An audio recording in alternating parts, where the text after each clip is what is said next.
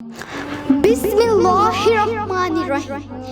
فلسطین انبیاء علیہ السلام کا مسکن اور کئی انبیاء کرام کی جائے ولادت، معراج کی رات آسمان پر تشریف لے جاتے ہوئے سرکار دو عالم صلی اللہ علیہ وسلم انبیاء علیہ السلام کی امامت فرماتے ہیں۔ یوں ایک بار پھر بیت المقدس کے سارے انبیاء کا مسکن قرار پاتا ہے۔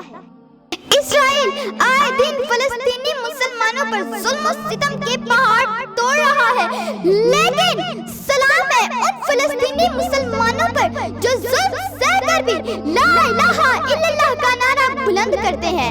عالم اسلام خصوصاً عرب ممالک اقوام متحدہ اس صورتحال پر مکمل خاموش اور غیر جانبدارانہ رویہ اپنائے ہوئے ہیں۔ بے حسی کی انتہا ہے، بے حسی کی انتہا ہے۔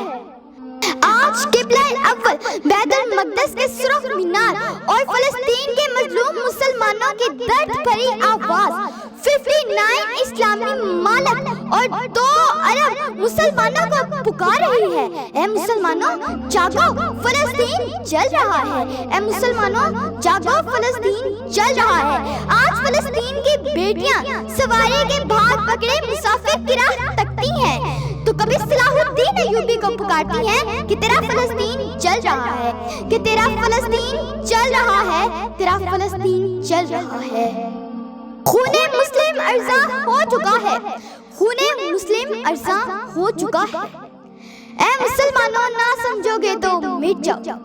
ایک ہو مسلم حرم کی پاس بانی کے لیے، ایک ہو مسلم حرم کی پاس بانی کے لیے، نیل کے ساحل سے لے کر تاب خاک کاشغر